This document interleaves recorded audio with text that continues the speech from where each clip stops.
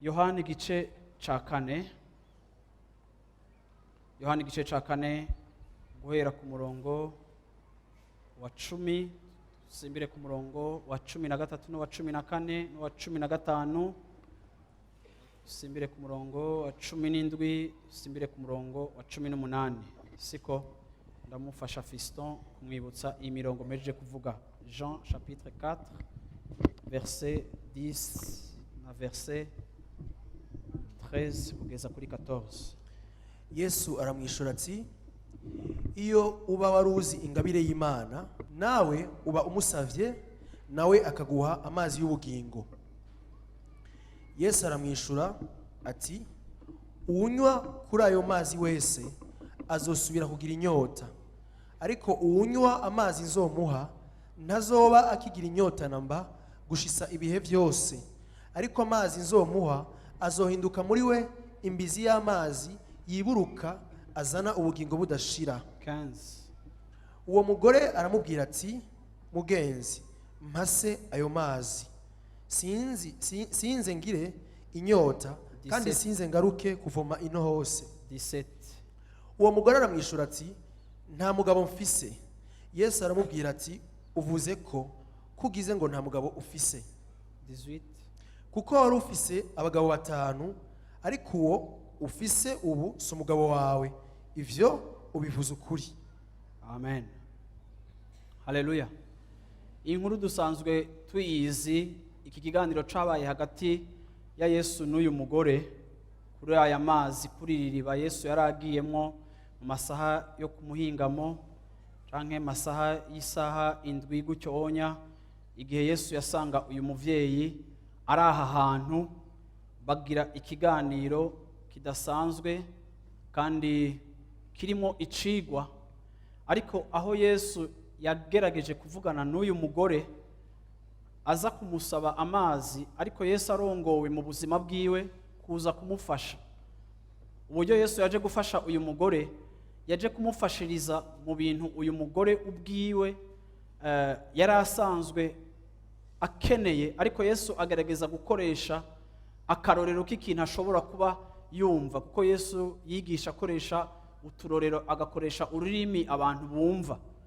Niho tuza kubona yuko muri iri riba, kuri iri riba bahuriyeko, uburyo Yesu agerageza kuvugisha uyu muvyeyi canke uyu mugore, Yesu agerageza kumuvugisha afatiye ku kintu kiboneka bahuriyeko ari ryo riba.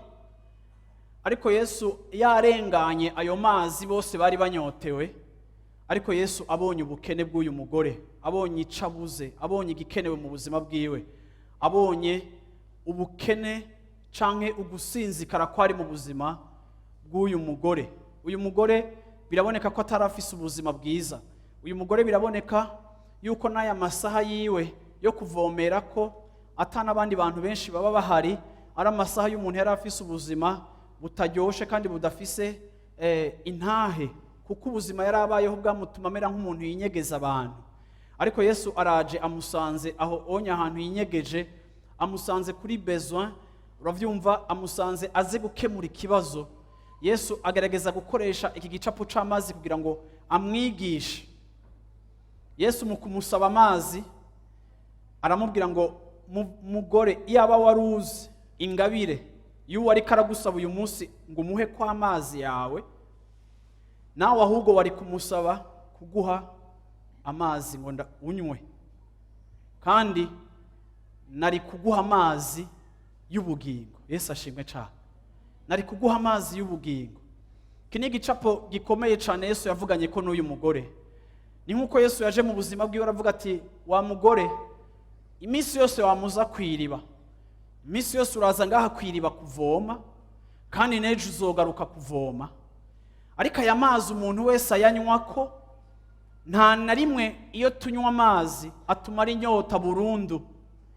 Uyu munsi bamwe mwinjiye mufise amazi, bamwe mwayanyoye mwayahejeje, muraza gutaha munywa yandi mazi.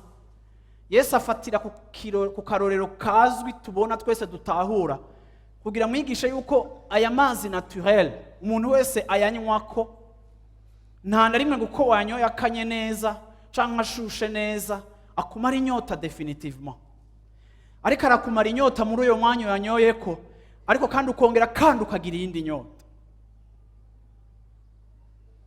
Ati rero yuza kumenya jewe ndiko ndagusaba amazi, ntitwari kudiskuta, ntiwari no kunyima kumpa ku yawe, kuko ayo ndiko ndagusaba ko umuntu yayanyoye ejo aragaruka akaza kandi kuyarondera, ariko ahubwo wari kumbwira uti ahubwo mpa ku mazi yawe, kuko jewe uwo mpaye ku mazi yanje, unyoye ku mazi yanje ntazokongera kugira inyota ukundi, kuko amazi yanje ni amazi y'ubuzima.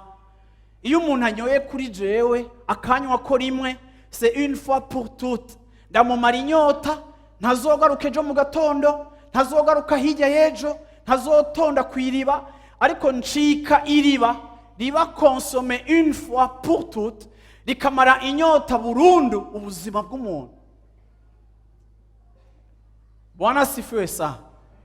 Ndashaka kubona muri kino gitondo abantu banyoye kuri Yesu uko bangana hano hantu, bamunyoye ko yabamaze inyota akabahezamwo inyota, kubera no munsi muri kino gitondo uravyumva ni ntana heza nzobandanya ku munsi wa Mungu kurikira, ndagomba kuvuga ku nyota. Bwana asifiwe sana.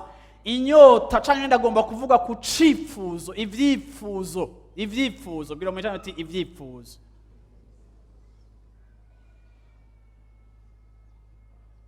Ni wanywako ntuzongera kugira inyota ukundi, kuko unywa kuri ayo mazi, unywa kuri iyo sorte y'amazi uri kuranywako, yamanyotewe, yamagomba kugaruka. Haleluya. Uyu mugore aramubwira ati none mwigisha, impa kuri ayo mazi verema sinze nsubire kandi kugaruka aha. Wazi imisi yose kwamanza, gutonda ayo mazi umbwiye special abantu banywa ntibagaruke ngaha ufise, ntiwoyama nkayanywa hama sinze nsubire kandi kugaruka ngaha. Impanywe verema, impanywe. Ninde muntu atoshaka amazi tunywa akatumara inyota yose dufise mu buzima? Ninde muntu atoshaka ayo mazi banywa inyota igahera definitivement? Ninde muntu atokwifuza kugabanirizwa ugo rugendo rwa misi yose aho twamatuza kurondera ico tunywa, aho twamatuza? Ninde atokwifuza gutorera inyishu ikibazo c'inyota iba mu buzima bwiwe, aho wama wumva iyo nyota iri mu buzima bwawe iri kirakwatsa? Hari inyota ikwatsa. No musi ngomba kuva muri kino gitondo inyota ikwatsa, inyota yama iri kiratsa ubugingo bwawe, ukama burakijwe, ukama wumva hari ikintu ushaka, ukama wumva ico kintu uragishaka, ukama wumva ico kintu utakibonye ubuzima bwawe bwohagarara, ukama wumva ico kintu ari ikintu kiri important, wasenga ukavuga ngo mani miki kintu ndagishaka. Raba kijya kintu mu buzima bwawe wamuri kurashaka. Yesu yakigereranije n'amazi, kuko amazi nico kintu tudashobora kubaho tudafise. Inyota canke ivyifuzo vyacu ndagomba kuvuga kuri bijya bintu mu buzima bwacu twama turiko turashaka, twama twumva yuko bigomba kuba bihari, twama turiko turaharanira, twama turiko turirukanka kurondera, twumva yuko tudafise ubuzima bwacu s'ubuzima. Inyota ndiko ndakubwira muri kino gitondo si inyota y'Imana, ndiko ndakubwira inyota iri caracterize na bijya bintu udashobora kwipriva, bijya bintu udashobora guhagarika, bijya bintu uri kurirukanka bikuraje ishinga, bikubujije amahoro kubona utarabironka, ibintu byose bibura uhagarara, intambara zivyuka mu buzima bwawe iyo hagize ikintu na kimwe kiza kukubera obstacle yo kubishikako. Hari inyota iba mu buzima bwacu aho twumva hari ibintu dushaka, aho wumva hari ikintu kigomba kuba hama kitanaba, uhakabura uhagarara mu buzima bwawe, ubuzima bukabiha. Hariho ca kintu umutima wawe uhahamiye.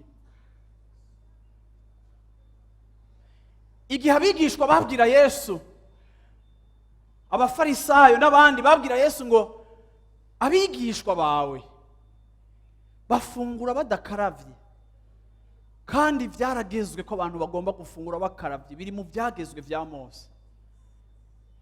Yesu arabishura ati icica umuntu si kimujamo, ahubwo icica umuntu ni kimuvamo.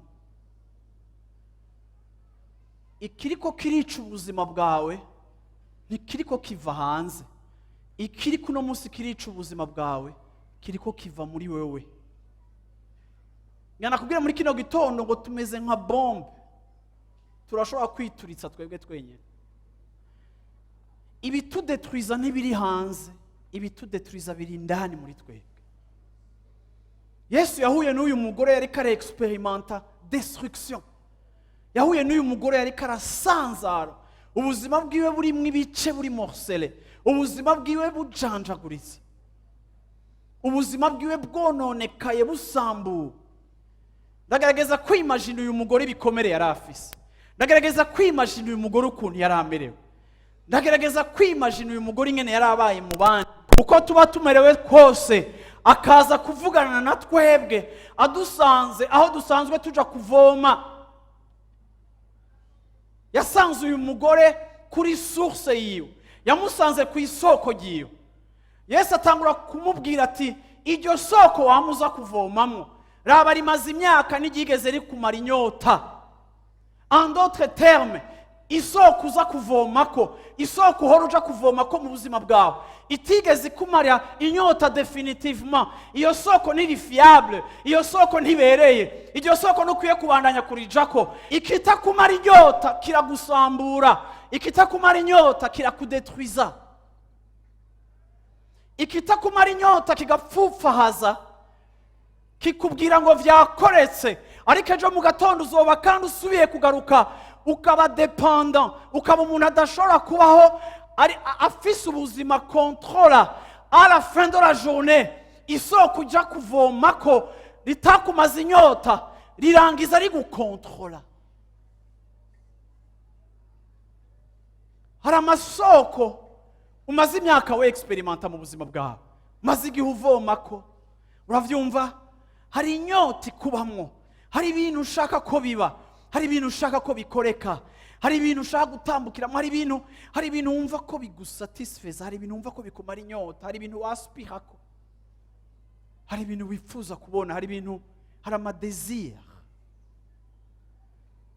Rimwe Bibiliya mu Gifaransa byita ama envie, ahandi Bibiliya ikabyita ama convoitise, ahandi Bibiliya ikabyita ama désir. Ivyo byose mu Kirundi byitwa icipfuzo. Ariko hari ivyifuzo vyiza biba mu buzima bwawe nanje, kandi ivyifuzo vyiza biba mu buzima bwacu twiyumvira gushika ko dusengera si bibi. Imigambi myiza ufise y'ubuzima bwawe yo kuja imbere uravyumva si bibi. Iyerekwa ufise yo kubaka ubwami bw'Imana caye kubaka ubuzima bwawe si ribi. Ariko iyo ico ushaka gihinduye vocabulaire, nticitwe umugambi canke icifuzo, ariko kikitwa convoitise, kikitwa envie. Envie uravyumva canke convoitise, kuko mu Kirundi vyitwa icifuzo, n'urugezo rurengeye go kwifuza ikintu ukumva uragishaka, kandi ukumva uri prêt canke uri prête gukora igishoboka cose kugira ca kintu kironke. Ni kintu wumva kubera utarakironka ntiwubatswe, ni kintu kubera utarakironka wumva ubuzima atari ubuzima. Kuri wowe uravuga ngo nzotangura kubaho iki kintu ndakironse, iki kintu ndagishikiriye. Ni kintu candukije atmosfere y'ubuzima bwawe, ku buryo naho dufise vyinshi turaba mu buzima bwawe tukabona ni vyiza, wowe ntuparvena guhazwa n'ikintu na kimwe kubera umutima wawe uzirikiwe kuri absence y'ico kintu. Ico kintu uraciyumvira, ico kintu uragisengera, ico kintu uragomba kugishikako. Kuri bamwe ico kintu canabaviriyemwo kugira ibibazo n'abantu, kuko hari abantu mu nzira imwe canke iyindi bataje guserva inyungu zawe zihagaze muri ca kintu, ibibazo bica biratandukura. Hari abo mwatandukanye, hari abo mwashwanye, kuko kuri wewe iyo ni besoin iri absolu itagomba kubura mu buzima bwawe. Yesu rero asanze uyu mugore kuri iri riba, aramubwira ati, mugore, iyo uza kumenya jewe ndiko ndagusaba ku mazi wowe uvoma ari mu ndobo yawe, wari kunsaba kuyanje kubera yuri kuranywako imyaka wayanyoyeko ntihigeze kumara inyota. Ariko iyo jewe noguha n'amazi y'ubugingo, uyanyoye ntusubira kunyotegwa ukundi. Mu yandi majambo, Yesu iyo duhuye nawe atumara izindi nyota zose twari dufise z'ubuzima, kuko hariho inyota zipfuye, hariho inyota zitudetruiza, hariho inyota zidusambura zari mu buzima bw'iwacu. Iyo Yesu duhuye aza ari isoko ritumara inyota burundu, ku buryo tudasubira ku masoko twigeze kunywa ko kera, kuko acika amasoko atagifise icyo atumariye, kuko Yesu yabaye kibirengeye, yabaye agahebuza. Bwana asifiwe sana. Yesu ashimwe. Uyu mugore amubwira ati, rero mpa kuri ayo mazi kugira ngo sinze subire kandi kuvoma aha hantu. Aranamwishura ati, Yesu aramubaza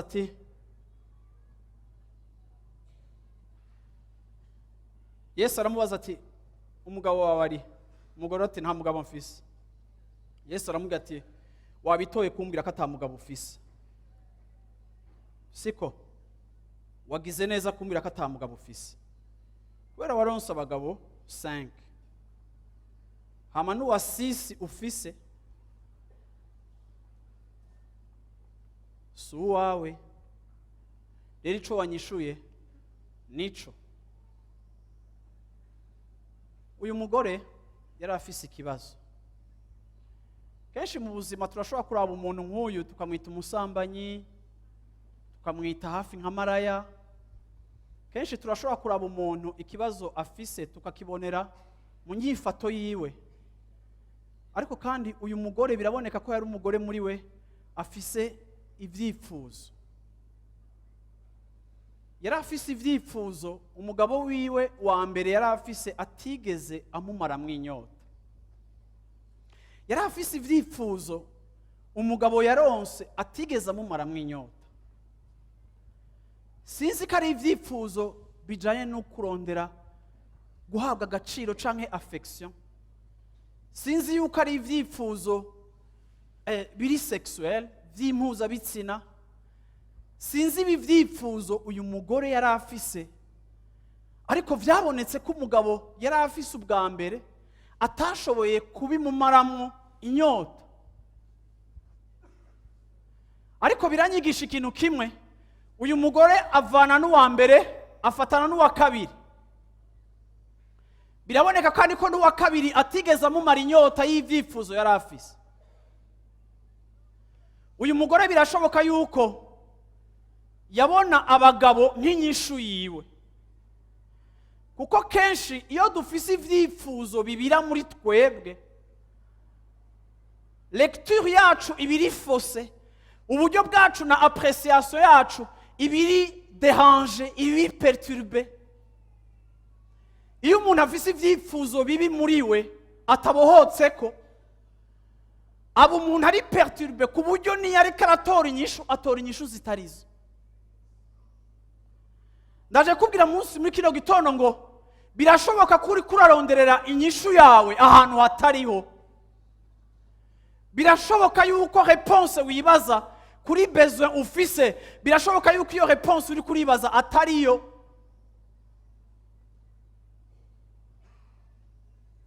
Iyo muri jewe mboshwe n'ivyifuzo, ndashobora kwibwira ngo ibi vyifuzo bishobora gukemurwa niki, bishobora gutorerwa inyishu niyi. Uyu mugore vyarananiranye n'umugabo wa kabiri, atandukira umugabo wa gatatu. Ariko ubwo buzima ariko arabaho mu kurondera izo nyishu,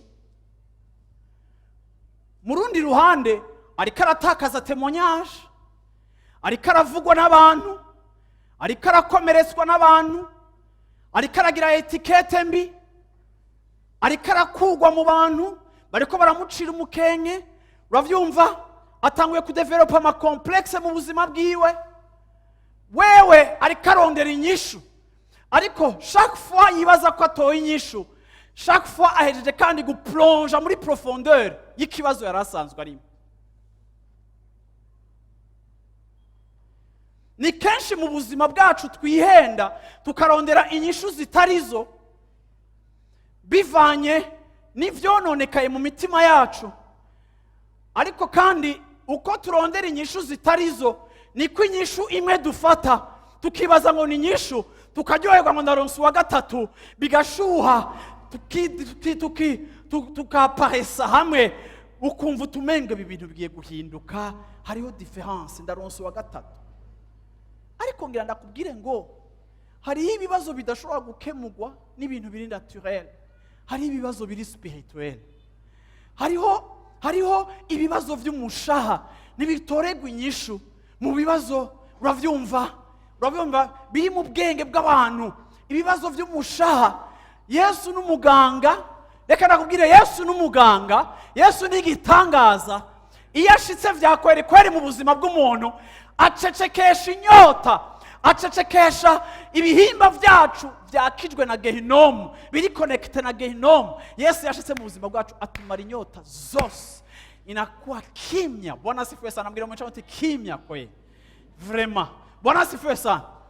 Uyu mugore aragenda ageze ku mugabo wa gatanu baheruka kuvana, yavumbuye uwa 6. Yesu arateba vure n'umukuri, muvuga uti Yesu ashimwe vure. Yesu arateba araza kwiriba vure. Aramubwira mama ati umugabo wawe ari he? Ndakunda uyu mugore kuko yari sincere, siko yarazi ico akeneye. Urabizi, hari ikintu nabonye ku bantu bagize ubuzima bugoye. Iyo uhuye n'umuntu afise ubuzima bwaciyemwo ibibazo, akaba afise ibintu byinshi byamusambuye, n'abantu uza gusanga atafise isoni zo kuvuga ivyiwe, kuko telma satani yaramushizikanye ku itapi ku buryo ntagikeneye kakayeforo muramubwira ko kwiyambika gahuzu kugira ngo aparese neza mu bantu. We ntavyo abagikeneye cyane kuko telma yarasambuwe. Uravyumva, n'urengana yo mubwira ibibazo vyiwe. Uyu mugore yarabonye ko Yesu ari umuyuda, mu bisanzwe ntibanakundana, ariko uyu mugore yari yararenganye urugezo rw'amakonflit naturel, yiyugururira Yesu. Aramubwira ati je nta mugabo mfise. Yesu aramubwira ati umbwije ukuri, kubera uwo ufise si uwawe. Uravyumva, ari we wa gatandatu, uvanye na batanu ugeze ku wa 6. En d'autres termes, madame, aba bagabo ndabagereranije n'amariba ari mu buzima bwawe. Waragiye kwiriba ari ryo mugabo wa mbere ntiyigeze aguhaza mu bibazo wari ufise. Uravana nawe ufatana n'uwa kabiri, ufatana n'uwa gatatu, wa gatanu vyaraye vyanse, uvumbuye mushasha wa gatandatu. Ariko abo bagabo ubakonsoma nk'uko uje gukonsoma aya mazi, nk'uko aya mazi waje ko nejo uzogaruka kuvoma, kuko atana ari muvuga ngo waraye uyanyoye ngo ntukeneye ayandi. Niko n'uyu mugabo wa gatandatu muri kumwe nawe buca umuheba, kuko warihenze amasoko uja kunywako. Abo bantu ntibashobora kukumara inyota ufise ikibazo ndijewe jenyene nshobora kugikemura, niwanjyako niwanywako ndakumara inyota definitivement. Bwana asifiwe sana. Yesu ashimwe cyane. Yesu ashimwe. Rero uyu munsi n'ukuri numva mfise umutwaro kandi numva mfise ikibazo, kubera ko ushobora kubona abantu bamaze imyaka bakijijwe, ariko ukabona abantu umenga bagikomeretse, umenga bagifise ivyifuzo vy'umubiri, kandi ukabona bya vyifuzo bashishikara kubigaburira no kuvyalimenta no kubivomerera. Rimwe ukibaza ati none Yesu mu buzima bwabo yakoze iki? Yesu yakoze iki mu buzima bwabo? Ndashaka kubwira ngo uyu munsi ndashaka guporta attention yawe muri iyi meditation ya kino gitondo. Ndashaka kwatira umutima wawe ku nyota ufise zishobora kugukwegera, ku vyifuzo bikubamwo bitari bizima, ariko kandi bifise intumbero yo kuzokuzana muri destruction. Nk'uko uyu mugore yagerageje inzira nyinshi zo gutora inyishu y'ikibazo, ariko oliyo yo gutora inyishu ahubwo byashishikaye konona ubuzima bwiwe. Ndagomba kukubwira ngo hari inyishu wibaza ngo uriko uratora. N'uyu munsi muri kino gitondo ndiko ndavuga hari abantu bibaza ngo bariko baratora inyishu, ariko ndagenda kubwira muri kino gitondo iyo nzira uriko urajamwo ntishika, aho hantu uriko uraja ntihashika. Ngenda kubwira ngo nta nyishu ishobora kuva muri iyo nzira wewe wihaye, atari uko bigiye kukuzanira ibindi bibazo bigenda kwiyongera, bigatuma ahubwo inyota yawe irushiriza kwiyagrava kurusha uko igenda iba ateniwe. Yesu ashimwe cyane. Haleluya. Bwana sifiwe sana. Ndashaka gusoma Genèse chapitre 30 verset 1. Itanguriro igice cya 30 ku murongo wa mbere. Genèse chapitre 30 verset 1. Uyu Rakeli abonye atavyaranye na Yakobo akana, agirira ishari mukuru we, abarira Yakobo ati, mpabana utabampaye mfuma mpfa. 2. Maze uburake bwa Yakobo buziriringira Rakeli ati, mbega jewe ndi mu gishingo c'Imana ko ariyo yakwimye ivyara? Aramwishura ati, ehe nguyo inshoreke yanje, numurarire kugira ngo amvyarire abana ndonkere ivyara kuri we. Aha. Amina. Ni bande bazi no munsi muri kino gitondo ko Rakeli yavyaye? Ni bande bazi ko uyu mugore yavyaye? Ama ni bande bazi ko yavyaye atevye? Siko? Bibiliya ivuga ngo uyu mugore ari we Rasheli yabonye mwene wabo afise abana ari we Leya, ariko araraba ati jewe sindavyarira umugabo wanje Yakobo, ngo nuko aporta envie, agirira ishari, agira icifuzo. Uravyumva? Kubera mwene wabo ari we Leya, nuko bimuteye kugira icifuzo. Uravyumva? Bimuteye kubona manke yiwe. Uravyumva? Aje ku mugabo wiwe, atanguye kumutera induru, aramubwira ngo mpumwana. Umugabo wiwe aramubwira ati, ariko Rakeli, niki kigutera? Uravyumva? Jewe kuza kunshavurira? Bega jewe ndi Imana? Ni je nakubujije kugira uruvyaro? Ni je nagutumye udashobora gusama? Jewe ndi Imana? Uyu mugore nk'uko biri normal kandi ari kimwe mu bintu vya mbere biryoha mu buzima bw'umuntu wese, ashobora kuba yarubatse urugo n'utaragubaka, umuntu wese arifuza uruvyaro. Ariko kandi hari igihe ico wifuza ucifuza ku rugezo rurengeye. Uyu munsi ndagomba kuvuga ngo ni vyiza kugira ico dusaba Imana, ni vyiza kugira amadesir, ni vyiza kugira ivyo dusaba ko Imana ikora mu buzima bwacu. Ariko ndagomba kuvuga ngo biba bibi iyo ico twifuza tucifuza ku rugezo rurenze igipimo c'ingene twagomba kucifuza. Niki kibe ari ikintu dushaka gusa, ariko kigacika convoitise.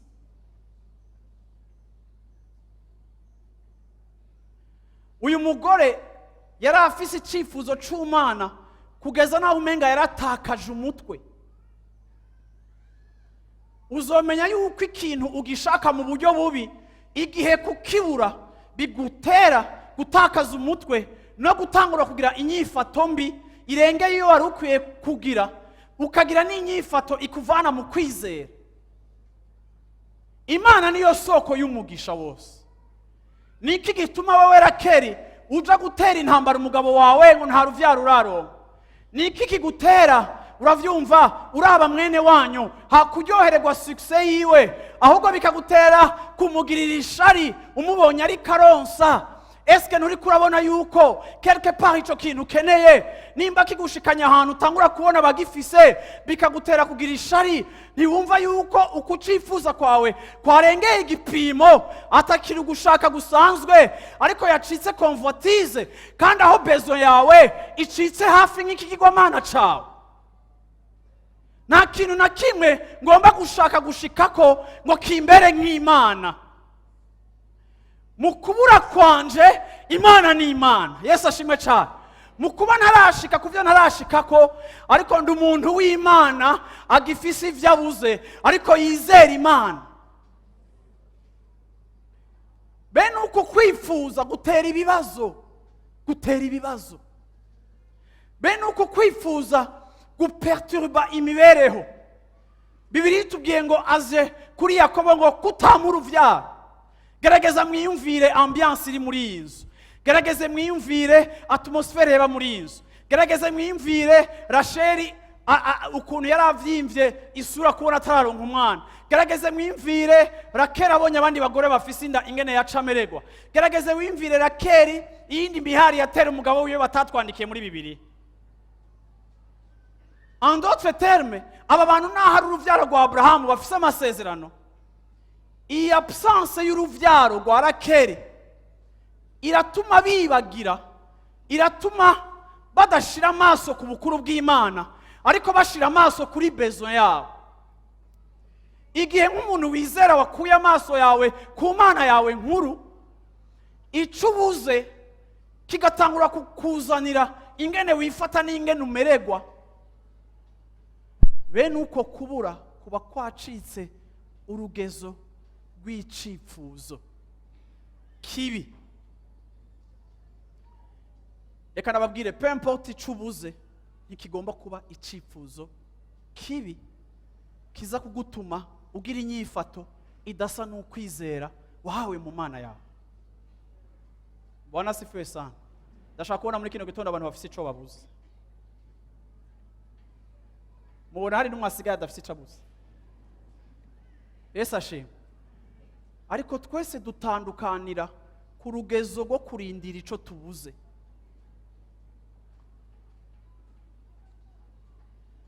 Rakeli yarabaye perturbe no kutavyara. Rakeli anyibutsa Ana. Ana nawe ntiyari bwaronka uruvyara atararonka umwana. Akababara ubuzima bwiwe bugahinduka. Umugabo we bakanamuremesha ntibifate. Umugabo akamubwira ati, Madame, Bibiliya ivuga ngo Elkana umugabo wa Ana agiye gutanga ikimazi mu rushengero, yatangira Ana portion iri double kurusha wa mugore yavyara, kuko ngo umugabo wiwe yakunda Ana cyane naho ataruvyaro yari bwamu. Kandi umugabo akamuha affection nyinshi, akanabwira ati, Ana, ego nuraronka umwana, ariko ndutira abana benshi wovyara, ntufise agaciro kubera abana uzomvyarira. Sindagukunda canke sindakuvaloriza. Agaciro kawe Ana ntigahagaze ko wamvyariye canke utamvyariye. Iyo ni probleme ya societe. Iguha agaciro kuko wavyariye umugabo canke utamuvyariye.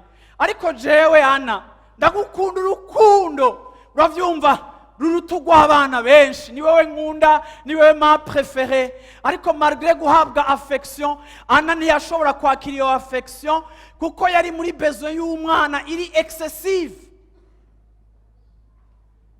Bene ico cifuzo kirenga rimwe na rimwe igipimo mu buzima bwacu, kiranatubuza no kwaprecia ibindi vyiza dusanzwe dufise Imana isanzwe ibara yaduhaye. Ico nkundira Ana gusa kurusha Rasheli nuko Ana wewe ikibazo ciwe yagitwaye imbere y'Imana, icifuzo ciwe yagitwaye imbere y'Imana. Mu kubana n'Imana, Imana igenda ihindura umutima wiwe, igenda ihindura umutima wiwe. Munsi yamuhaye akana nikabaye akiwe, kabaye ak'Imana. Ça veut dire ko muri besoin yiwe non seulement Imana yazanye inyishu, ariko Ana ntiyigeze yumva ashaka kugenda mu ikarite ngo avuge ngo mwana wa ma piga mafye tukuone yitabira. Uravyumva? Si ivyo yaciye agira, ahubwo amaze kuronka umwana ngo aheje kumwonsa aca mutwara mu nzu y'Imana, mutanga mu nzu y'Imana. Bwana asifiwe sana. Yesu ashimwe cyane. Yesu ashimwe. Biraboneka yuko ni besoin yiwe yarabaye diriwe n'izindi information Imana yamuhaye. Ariko nimurabe Rakeli, mvyarira umwana, umugabo aramwikunkumura, sindi Imana. Nuborezwe n'icyo ukeneye gushika naho uja kwiyataka ku bantu badashobora kukuzanira réponse. Kenshi iyo dufise besoin ikaba ku rugezo ruri excessive, rimwe na rimwe tugenda guta umwikomo w'ivyo tubuze ku bantu tudakwiye guta ku mwikomo. Nta muntu n'umwe ahari yagenewe, yahawe, yavutse kugira ngo wewe gusa, nta muntu mufitaniye kontra yuko akemura ikibazo cawe.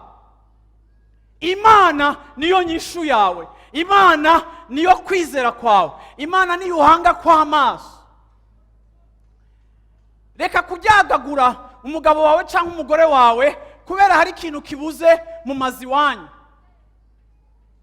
Muraza ama complexe yidevelopa mu makouple kubera abantu bama bariko bararaba ivyo abandi bafise, bakaza kubibwira abo bubakanye nk'ibitahari, ugakrea complexe mu mugabo wawe kuko hari ikintu atazanye, ariko mwene wanyu ngo baraye baguze parcelle, ukabimubwira pana nk'intahe, ukabimubwira ampe kugira umubwira ati wewe petit homme, uravyumva?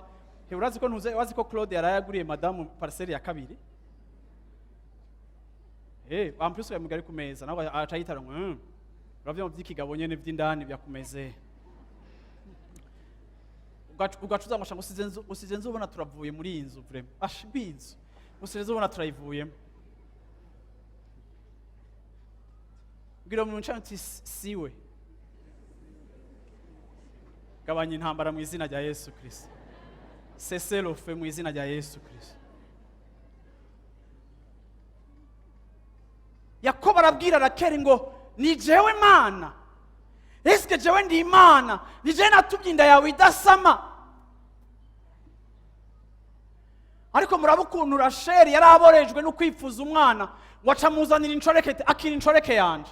Adefo yuko jewe ntavyara, ndaguhaye incoreke yanje, ivyare ndakarere kitwa kanje. Ariko ndahaze kubona Leya, uravyumva? Ndarambiwe kubona Leya macuma genge, uravyumva? Aheka abana ntaheka. Adefo yuko ntabavyara, fumubavyara ku mucoreke wanje. Asunikira umugabo muri infidelite kuko afise besoin y'umwana. Ndagomba kubwira ngo ikintu cyose ushaka ku rugezo rurenze igipimo kikagushikanaho uja mu makosa kugira ugikemure, bikakunanira kurindira Imana, kuko plus tard Rakeli yaravyaye kuko Imana yuguruye inda yiwe. Uravyumva? Na grand-mère wiwe yari yaratevye kuvyara. Uravyumva? Na arrière grand-mère na belle-mère wiwe yari yaratevye kuvyara. Na grand-père canke grand-mère wase wiwe yari yaratevye kuvyara. Aba bantu bose b'uruvyaro bwa Abrahamu bose baratevye kuvyara. Abagore bari muri linye iri officiere bose baratevye kuvyara. Ariko kutabibona nk'ikibazo c'imwemu, bakaba abagore bazana amarakursi ku bagabo babo, buguruye umuryango w'ibindi bibazo. Guhera kuri Abrahamu gushika kuri Yakobo, buguruye umuryango w'ibindi bibazo, kuko bagize ugushaka kurenze igipimo. Ni giki ushaka kugeza naho watakaje umutwe, ugeze n'ahantu uri kurafata ama mesure atagira ukwizera, ahubwo agiye gukwega ibibazo biruta ibyo wari usanzwe urimwe, iyo nyinshi itaraza. Ndaje kubabwira ngo bene iyo nyota ni inyota mbi igukwegera mu kaga, kandi apana wowe gusa ariko n'amajenerasi akurikira. Nico gituma umuntu w'Imana agomba kuba ari umuntu afise ubwenge bw'impwemu. Yesu ashimwe cyane. Yesu ashimwe. Haleluya. Amina.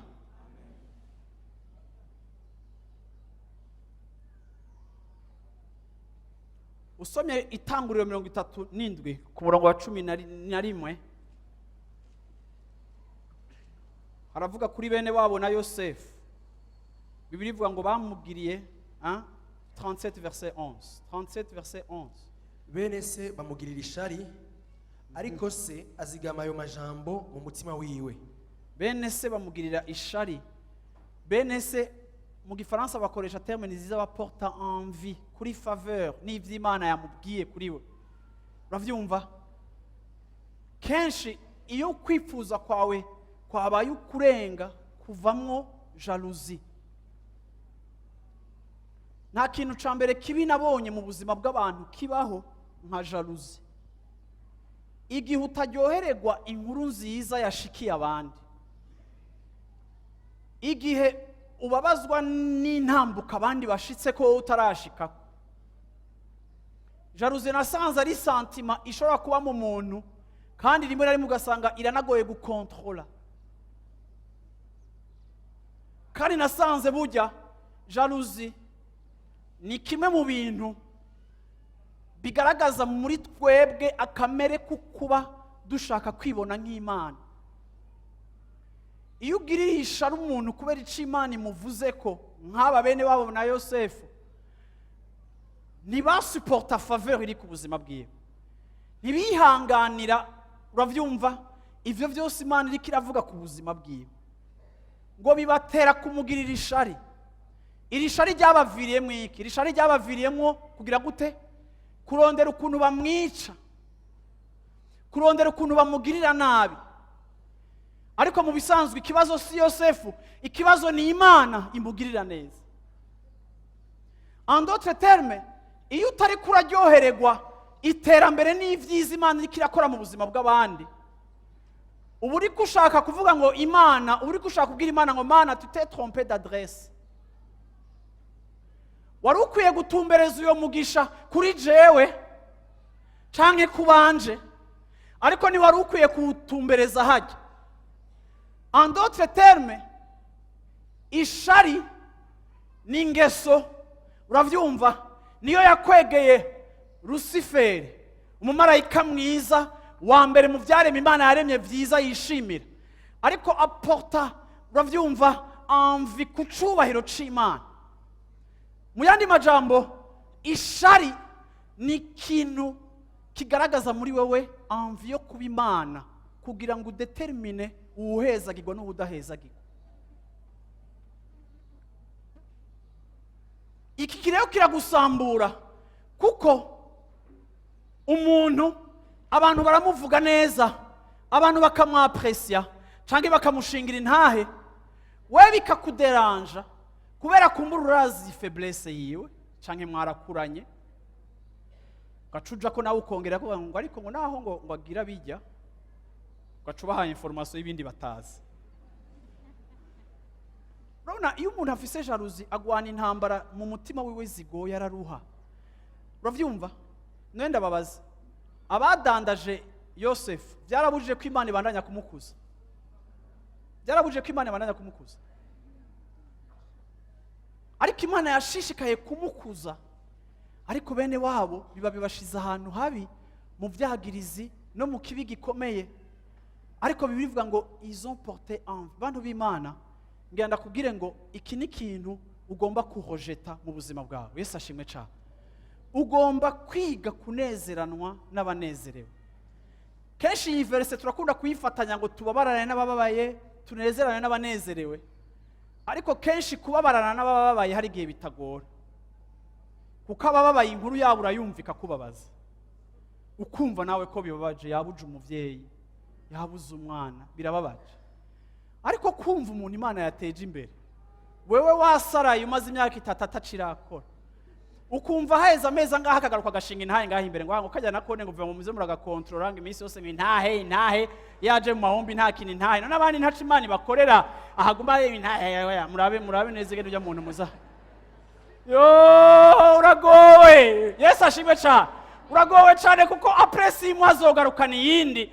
Reka ndakubwire uzokwa muri derange n'iterambere ryiwe igihe Imana ikiramuteza imbere, hakubiryohererwa ngo ubibonemwo kwishurwa n'Imana, hamuvuga uti Imana bwa bundi ntunaniwe asanga ubikoreye Eric nane uzobinkorera kubera dusengera hamwe dufise Imana imwe haleluya, asanga wamwibutse nanje haracariho ivyizigiro yuko uzonyibuka.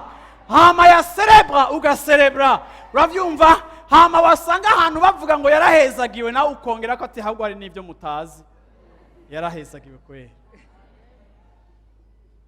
Urabona, iyo ufise ivyo bintu ushaka kubona mu bandi ntuvyiboneko, bigutera gucika umwansi wabo bibona ko bose, kuko iyo babonye ko bikwibutsa yuko wewe ubibuze. Wanyumvise neza? Wanyumvise neza?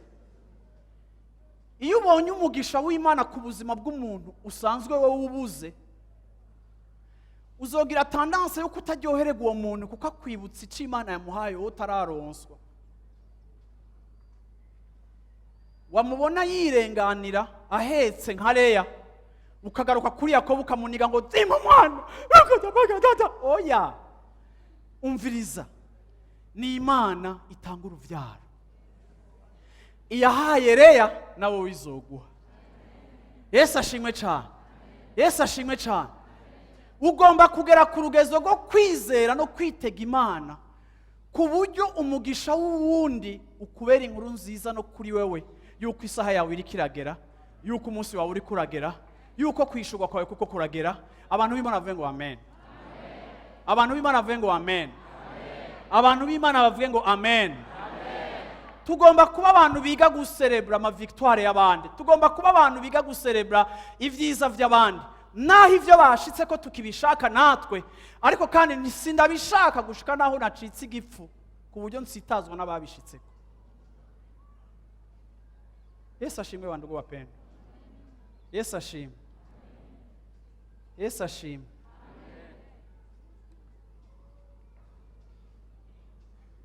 Proverbe 14 verset 30.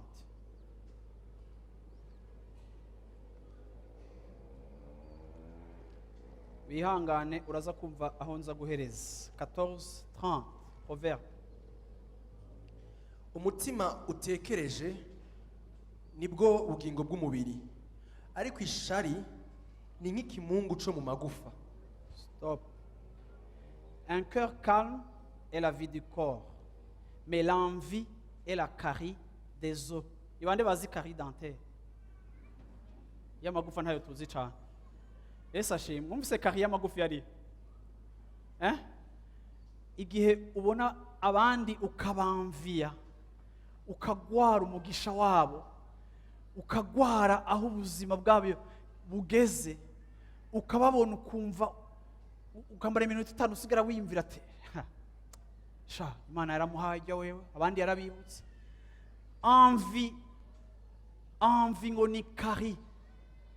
Iyo uri umuntu afise ivyifuzo muri we bitari satisfait, bidudubiza muri we, abameze nk'umuntu ariko aramungwa. Hari urashobora kubona ikintu c'igiti gihagaze ukabona gifise apparence extérieure nziza, ariko hariho umuswa uri kurakimunga, uri kurakijya. Uravyumva? Udafise ubuhinga bwo kumenya ibitegwa ntumenye ko kiko kiramungwa. Urashobora kuba washize ko gakoto no munsi wajanishije n'uducouleur, washobora kuba wakubise agakwafire kandi washobora kuba wasize akarouge à lèvres kari special, ariko kandi ugasanga muri wewe kubera ivyifuzo bitari satisfait byo mu buzima bw'iwawe bimeze nka kari, bimeze nk'ibintu biriko birakujya. Apparence yawe ni nziza, ariko uri kurahenuka, habuze akayaga gato, habuze effort ntoya kugira ngo uhenugwe, kubera muri wewe utigeze utahura Yesu yuko ari isoko banywako une fois pour toutes, ikatumara inyota y'ivyo twari tunyotewe vyose. Niwe mazi amara inyota zose zo mu buzima bwanje, niwe mazi nywako inyota yose igahera. Ivyo nyotewe nkabigira ko control, ariko sinsure kuba contrôler n'inyota yamizana kwiriba, yaminera guhindura abagabo, yaminera kugira gute. Yesu n'amazi y'ubuzima. Birambabaza iyo mbona abakristu bakirijwe bamaze imyaka bakirijwe, ariko mbona batabohotse kubijanye n'ivyifuzo bibabamwo. Mora nibaza none aba bantu barakijijwe, uyu muntu yarahuye na Yesu, kuko igihe Yesu yahura n'uyu mugore kwiriba bakaganira bikagenda neza. Uyu mugore n'amakomplekse yiwe yose yaramuvuyemo. Yagarutse mu gisagara, uyu mugore ari mu baevangeliste ba mbere mu Nouveau Testament. Yagarutse mu gisagara aravuga ngo nimuze mwese. Raba uyu mugore afise abagabo 6, raba méfiance iri muri ubu bwoko bwa Israel, raba témoignage yiwe mbi. Yubahutse kuza gushingira intahe profete, aravuga ngo nimuze ndabereke umuvugishwa yavuze ivyanje vyose, nimuze. Arahinduye du jour au lendemain, acitse umuvuga butumwa igihe abandi bamuzi nka maraya. Ariko malgré ça témoignage we yari fort, kugeza naho baramukurikiye nabo baraza bararaba Yesu, basaba Yesu kuguma mu gisagara pendant 3 jours. Ahamaze iminsi 3 igisagara abantu barakizwa bakurikira Yesu. Ngo bagarutse baraba ba mugore baramubwira ngo si kubera wewe, si kubera wewe twamwizeye, natwe twamwiboneye twamwizeye. Ntaco se kazima ari jewe natangaye kubabwira ivya terma yari futu yari kase ku buryo bategeza no kumwibutsa yuko si kubwera wewe twakijijwe, wewe tuzana mu gakiza. Uravyumva? Ariko ntaco yahuye n'umuntu ahindura ubuzima bwiwe. Yesu ashimwe cyane. Yamumaze inyota rimwe, ubuzima bwiwe burahindutse, umugore ubuzima bwiwe bucika ikindi kintu. Ndagomba kuvuga ngo ntibishoboka ko wakira Yesu hamukagumura umuntu akiboshwe n'ayo maanvi aba mu buzima bw'iwawe. Yesu ashimwe cyane. Haleluya. Proverbe 28 verset 22. Migani 28:22. Uwijisho ribi yihutira itunga, kandi ntamenya yuko ubukene buzotiba bukamutera. Un homme envieux a hâte de s'enrichir, et il ne sait pas que la disette viendra sur lui. Umuntu afise ijisho ryipfuza arihuta gutunga. Umuntu afise ijisho ry'ivyifuzo arihuta gutunga. Hariho umwanya Imana yashinze ku iterambere ryose ubuzima bwawe bujako. Iterambere ryiza ubuzima bwawe bushikako ni iterambere ribereye mu mwanya w'Imana. Bwira mu cyayo ribereye mu mwanya w'Imana. Ariko ngo iyo umuntu muri wafise ivyifuzo ngo arihuta gutunga. Iyo Bibiliya ivuze ngo arihuta gutunga, arashaka gutunga, ni ukuvuga ngo ni wa muntu ashaka gushika ku bintu bimwe bimwe ahora abona ku bandi, agashaka kubishika ko à tout prix. Bakristo bo mu gisagara ca Bujumbura tugira amahoro. Nyitabirasha tugira amahoro. Tugira amahoro. Tugira amahoro n'iterambere mu miryango yacu. Haleluya. Bwana asifiwe sana. Bwana asifiwe sana. Urabizi iyo ubayeho ufise ico wewe udefinisa nk'itunga ushaka gushikako, ariko ukaburi pre kugishikako, uhonyoye abantu, uteranije abantu, uravyumva, ubesheye abantu, uhenura abandi bakubise. Ngo iyo umuntu afise ijisho ryipfuza ashaka gutera imbere vuba, ni ukuvuga ngo bene uwo muntu ni umuntu atari pre kurindira umwanya w'Imana w'iterambere ryiwe. Kuko abantu b'Imana ndasanze rimwe na rimwe umwanya w'Imana hari igihe uteba, ariko iragahezagirwa kuko kenshi iri kirateba ibiri kirakosora ibindi. Kuko nta na rimwe Imana iharura yuko ibyo uri kurasaba ari byo byonyine ukeneye, ariko yo yibona n'ibyo ukeneye mu mushahi ikeneye gukemura imbere yuko iguha ibyo wowe uri kurasaba. Kandi iyo umuntu Imana imuhaye yakosoye umushaha, imuha neza kandi akaramba, n'uruvyaro rwe rukazobijyaho. Ariko umuntu aronse ibiruta uko umushaha wiwe ukize, ameze nk'urume, araba rurangiranwa umwaka 3, 5, izira rikaba rurangiranwa mu gisagara, ariko inyuma y'indi myaka akazimangana. Kubera iki? Kuko iterambere ryiwe ntiryabaye proportionnel n'iterambere ryiwe ry'umushaha. Rero Imana ntiteba, ikora ibintu neza ikabikora mu mwanya wayo. Ngo bene uyo muntu arabishikako akabigumbira, ngo ariko ngo ikintu atazi nuko inzara igiye kumwica mu minsi iri imbere. Deux riches, un pauvre. Ni gutya bavuga? Avuye muri position y'umwanya muto kuba avumburutse agacika rurangirana kubera ubutunzi bwiwe, ariko ngo ni mu murindire gato, niko ijambo ry'Imana rivuze ngo mu minsi iri imbere azoba afise inzara mu sahani yiwe, kuko nta caractère afise ikwiye ishobora gukontena urugezo rw'ivyo yaronse uko bingana. Uko yabishitse ko abusquira la nature, niko la nature izomubusquira atakaza, kuko muri we afise ivyifuzo bitari satisfaire. Ngenda babwire ngo nta kintu na kimwe uzoronka kizobohora umutima wawe, na kimwe uzoronka kizoronka umutima wawe. Uzohindura, uravyumva, uhindure, ni murabe abantu b'Imana.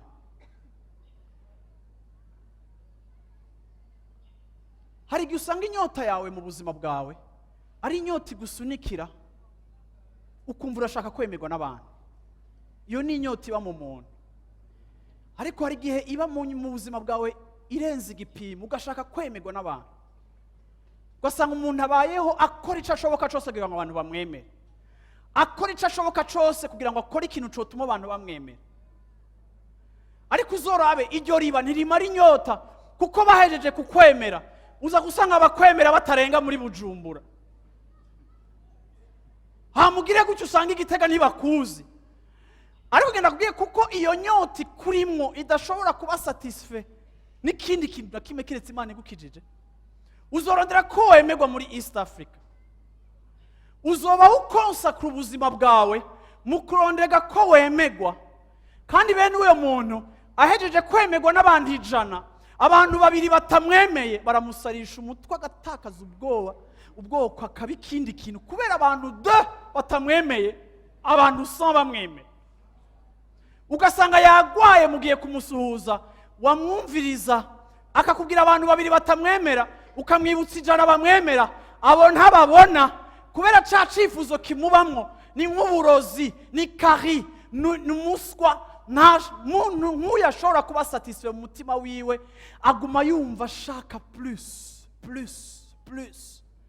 Nuko uyu mugore yagume yiyegerereza abagabo ko nta mugabo umwe yashobora kumusatisfeza. Ateye kuri 6, ndamubona aja kuri 7, ndamubona ari kugera kuri 10, ariko Imana ishime ko Yesu yamukubise ambuscade, akamutegera ku nzira akamubwira ati mama stop.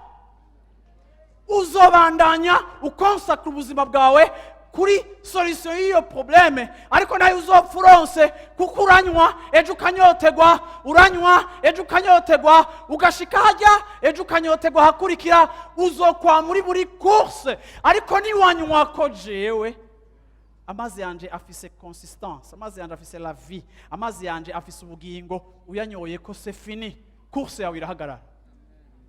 Haleluya, haleluya. Mu bisanzwe wowe ntukwiye gukora ikintu abantu na kimwe abantu bakwemere, wowe ukwiye gukora ico wahamagariwe gukora, hama Imana niyikwemeza abantu. Hari igihe usanga mu buzima bwacu dufise envie zo gukundwa. Bene abo bantu rimwe bakunda ko abantu babaccepta, babakunda, bagira gute? Bene abo bantu baragwa muri piège, kuko abantu bamenya uko umeze bakakubesha. Ukibaza ngo ufise abakunzi benshi, ariko bamwe barakujyajya kuko hari ikindi bagukeneye. Ukarondera kuba bamwo, ugenda udekuvura abagenzi bashasha, ugenda uvumbura abandi bashasha, kumushaka kumenya abantu. Bantu b'Imana muze murabe mu buzima bw'abantu habamwe inyota nyinshi. Numvise n'umuntu yiposta kuri Facebook canke aposta agaca telefone abantu akabaza ngo ko mutagize like. Ko nimwabonye ko na posteje likinga nyarutsa niko, ariko gabasha imihari ya like kwe. None waposteje ikintu abantu bagomba kukilikinga, batakilikinze. Urabona hari igihe tuba tugwaye, kuko muri twebwe hadudubiza ivyifuzo biboze kandi bigwaye. Kajya ka like waza kali like kwe, ireka kajya ni gutya gusa. rimwe na rimwe ugasanga mu buzima bwawe uri umuntu urabyumva warabuze. Reka ndabwire, envie zose zufise zifatanye n'ibintu twabuze. Hariho abantu bakenera affection bakabura affection, ugaca usanga ubayeho mu buzima witeza ikigongwe, kuko urazi ko abantu iyo witeje ikigongwe abantu bari sensible. Ange nakubwiye ngo naho tweza tukakumvira ikigongwe tubaje sheri shushu wabaye iki wagize gute wakomeretse he, ugaca twereka agakomere gasaba microscope kugira tukabone uko termani gatoya, yego ntaco tukaguhoza tukafata mbe mwamenye ko ntuze yakomeretse ni mwese ni intervene. Uravyumva uri muri demande ya affection irenze ku buryo urakwa no kwetufa abantu, ariko umuntu w'Imana utaratwica nimwe muzitaraduheramwo. Reka nakubwire ngo uwo Yesu arashobora kukumara mwiyo nyota, ukumva aragukunze ku buryo udakenera abandi bakunzi baza bataza, ukumva Yesu arakubumvye, ariko ugahagarika guteza ibibazo abantu kubera ayo mazi n'iryo riba ry'abantu uzorinywa ko nirizopfa rigukijije, ariko urakeneye kubohoka Yesu akakumara inyota.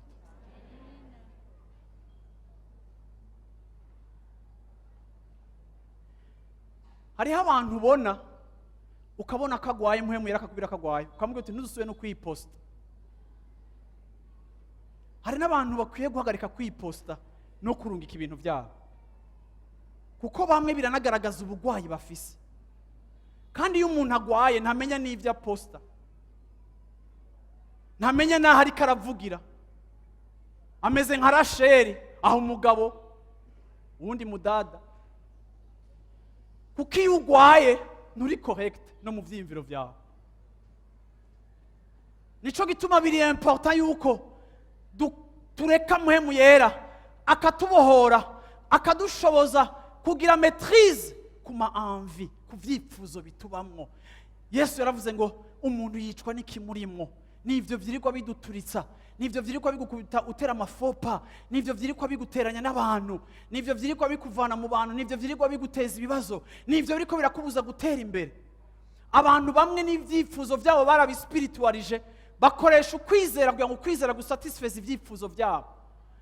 Ndashaka ukorige, la foi c'est pas un instrument pour satisfaire nos désirs charnels, ariko ukwizera ni igikoresho c'ubwami bw'Imana kitubashisha gukonkerisa, guha mpwemu yera gukonkerisa ubuzima bwacu, tukanakonkerisa amateritoire pour le royaume de Dieu. Ukwizera si instrument ya satisfaction personnelle, ukwizera ni igikoresho c'ubwami bw'Imana. Ukwizera kuba appliqué mu nyungu z'ubwami bw'Imana.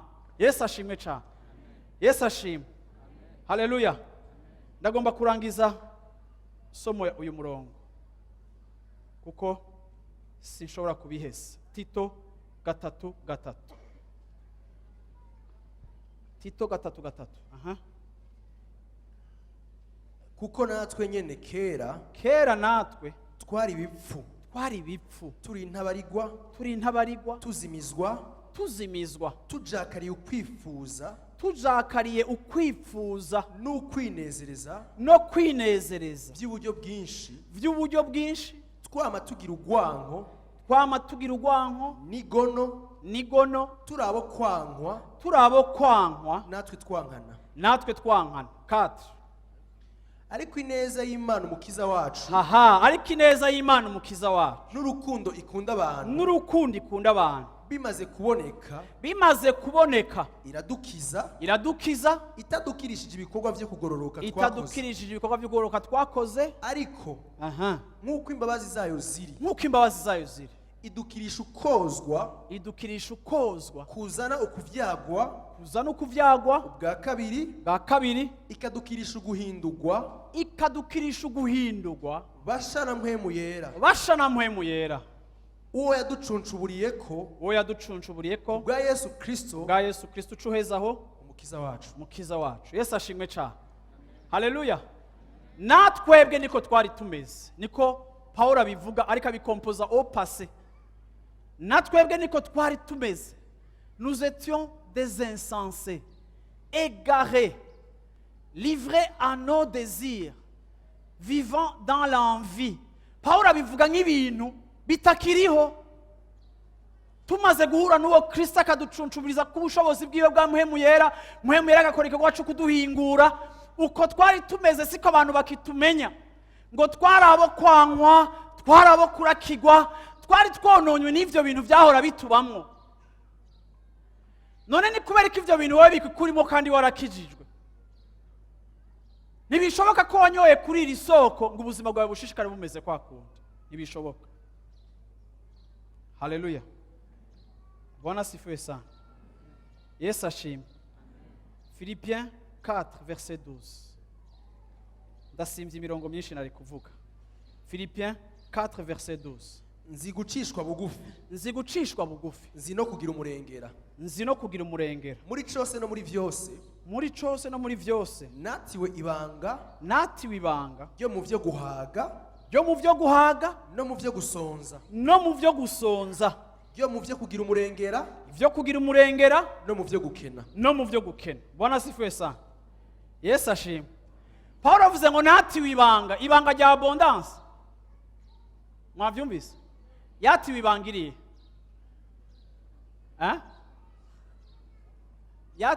Yatiwe ibanga irihe? Uravyumva? Je sais vivre dans l'abondance. Et je sais vivre dans l'humiliation. Bwana asifiwe sana. Yesu ashimwe. Aho Imana igomba kugushikana shengero ry'Imana, Imana igomba kugushikana mu rugezo aho eta yawe urimo atari determina ingene uguwe neza.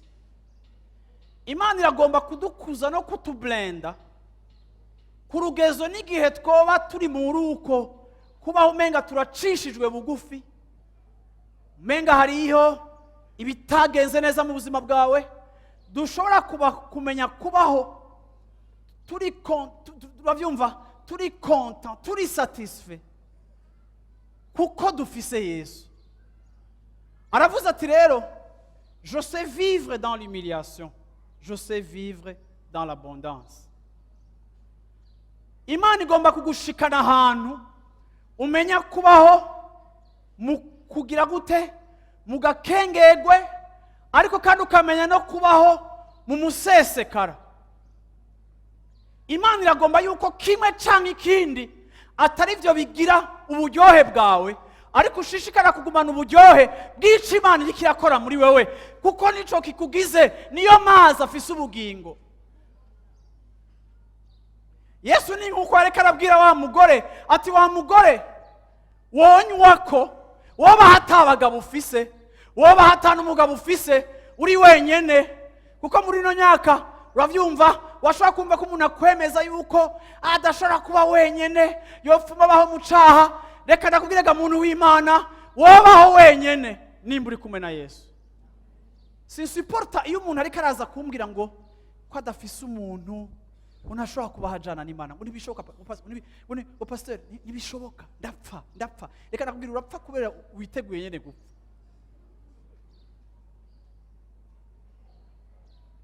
Mumbwira uti ntupfa. Bantu b'Imana, ntihagire desire nimwe musenga, ntihagire icifuzo na kimwe gicika Imana yanyu. Mureke Imana iguma ari Imana, ivyifuzo navyo bigume biri mu rwego rw'ivyifuzo. Ariko iyo ico wifuza umaze gutangura kumera nk'ugisenga kigacika Imana yawe, uba wishize muri conflit avec ton Dieu. Haleluya. Muri vyose hose, j'ai appris à être rassasié et à avoir faim. Nize kubaho maze ndazi guhaga ico arico, ariko nize kandi no kubaho nshonje. Avyita mu Kirundi yavyise ibanga. Ibanga ryo gusonza n'ibanga ryo guhaga. Ndabipfurije mwese ngo Imana ibahe kwifata neza mu ibanga rya moi. Bwana asifiwe sana. Uri muri moi utahore ko najya ribanga. Hari igihe abakristo tuba dushaka gusa kuraba yuko ibanga rya abondance. Oya, ntitwahamagariwe ibanga rya abondance, ariko twarahamagariwe n'ibanga rya humiliation. Ntitwahamagariwe ibanga ry'umusesekara, twarahamagariwe n'ibanga rya moi. Ibi byose birafeza partie y'ubuzima bwacu, ariko notre foi triomphe du monde. Muri ivyo byose ukwizera kwacu kugagira gute kukanesha. Haleluya. Amina. à être dans l'abondance et à être dans la disette. Pawulo yari umuntu Imana yacishije muri ivyo bintu byose akiga kubibamwo adasaze atabaye controle n'ivyo afise byinshi canke n'ivyo abuze, ariko biraboneka yuko ari umuntu atari controle n'ama-envie yiwe. Rero ndagomba kurangiza uyu munsi mvuga ngo envie zawe, ivyifuzo vyawe ntukavyemerere ngo bikuganze, kuko nivyamara kukuganza bizogushira mu ishari, nivyamara kugushira mu ishari bizogushira muri competition, aho wumva umengo uriko urahayanwa n'abandi, aho wumva umengo uriko urapinzanya n'abandi. Ariko hagarikana gupinzana n'abandi, umuntu wese arisa kujya avuka rimwe na rimwe ari wenyene akanapfa ari wenyene, na parcours y'ubuzima bw'umuntu burisa. Reka kuja muri competition no kuraba abandi hama ngo utangure kumva ubabaye kubera aho abandi bageze, kuko umwe Imana imushikanaho ubwa mbere, uwundi kamucereza ngaha kuri iki, uwundi akakujya avance kuri kijya. Nta competition turimwo, kandi mukureho competition mu buzima bwanyu, kubera ico onya kiragutera gukora amakosa, kuko wiyumva kuri muri competition. Ariko uri mu buzima bwawe wewe n'ivyawe wenyene, gendera n'Imana yawe wenyene, hama wige kubaho. Uno munsi wowe uri muri moins uwundi ari muri abondance, nta competition hari, kuko atarahashika nawe wari muri plus. Ariko kandi uvuge nka Paulo ngo nize kubaho mfise kandi nize no kubaho mbuzi. Haleluya, amen. Ndarangije mvuga ngo ntiwemere guhambwa ikibroti. Vuga uti kibroti, vuga uti kibroti. Simvuze mu ndimi ni giheburayo, vuga uti kibroti. Haleluya. Urazi kibroti ahariho? Kibroti ni cimetière y'abantu bishwe n'ivyifuzo. Wabyumvise? Kibroti ni cimetière yo muri Nombre yahambwemo abantu bishwe n'ivyifuzo, bayita tombe de la convoitise. Tombe de la convoitise muraza kuyibona muri Nombre chapitre 11 verset 34. Haleluya, amina. Ngo nuko aho hantu bahita kibroti hatava, parce qu'on y enterra le peuple que la convoitise avait saisi. Bahambye abantu bari bafashwe n'ivyifuzo, babahamba ahantu yitwa tombe de la convoitise, kibroti. Uyu munsi ndarangize message mvuga ngo hari abantu ibirenge byabo biri kuri lieu ya enterrement yitwa kibroti, aho ivyifuzo byawe bigiye kuguhamba. Nutagaruka ngo wemere ngo Yesu akumara inyota, ivyifuzo byawe bizoguhamba. Ivyifuzo ufise vy'icubahiro, ivyifuzo ufise vya consideration, ivyifuzo ufise vy'amafaranga, ivyifuzo ufise vyo kuba rurangiranwa, ivyifuzo ufise vyo kwemegwa, ivyifuzo ufise vyo gushika kuri kina kijya.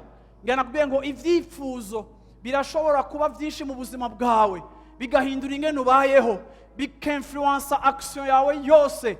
Ivyo ukora lundi gushika dimanche bikaba biri influence n'ivyifuzo vyawe, imibereho yawe ikaba determine n'ivyifuzo vyawe, amarelation ugira akaba determine n'ivyifuzo vyawe, aho utemberera, abo mufatana, abo mugendana, abo ukurikirana, abakwenspira bakaba bari base par rapport y'ivyifuzo vyawe.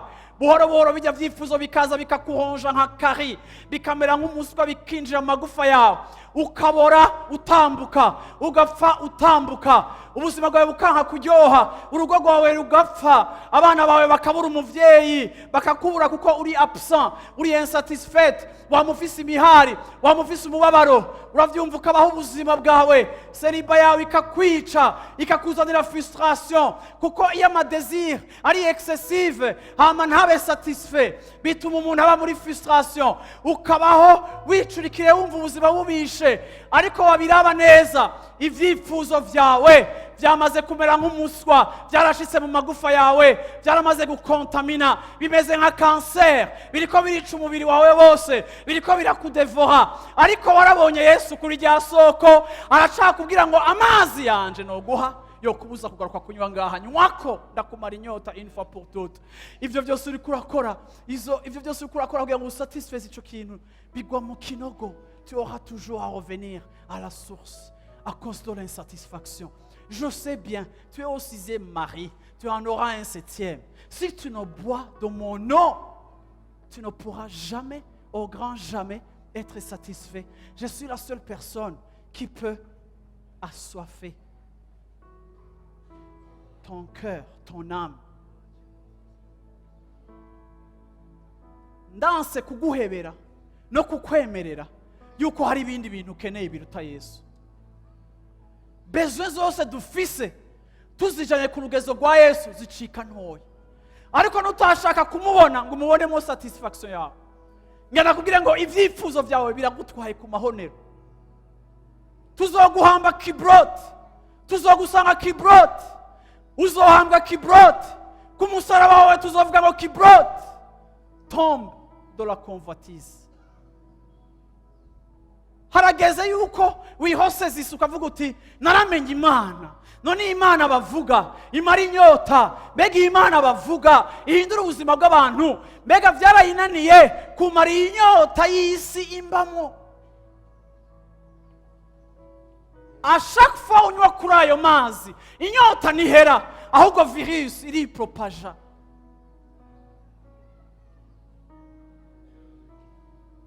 Tu n'avances pas. Waramenye ubutumwa bwiza, waramenye amakuru ya Yesu, hako tu n'avances pas. Nuko utashaka kumukonsoma convenablement. Petero aravuga ngo abamuriye mukumva ko aryoshe, abamuhonjeje mukumva ko aryoshe. Plonge, plonge mes chers amis, plonge. Uravyumva? Hari abantu babakizwa baba ba expert, uravyumva? Ashobora no kwipermeta kujokinga n'ibintu vy'Imana rimwe akaza kuvuga ati oya sha namwe muri exagera, reka nakubwira ikintu kimwe. Ntibibaze kuri umusikorosi. Abantu bo bakino gihe nimuza abasikorosi. Abakera hari abamvuga umusikorosi bakumva ariyo. Ndakubwire nta buhizi burimo, nta n'ubujo burimo. Yesu baramwiha cyane. Yesu baramunywa ko bien. Yesu ashima, hama akaguheza mu inyota yawe yose. Yesu ashima. Ntushobora kuba umaze iyo myaka mu gakiza ugifise ubwo buzima ubayemo.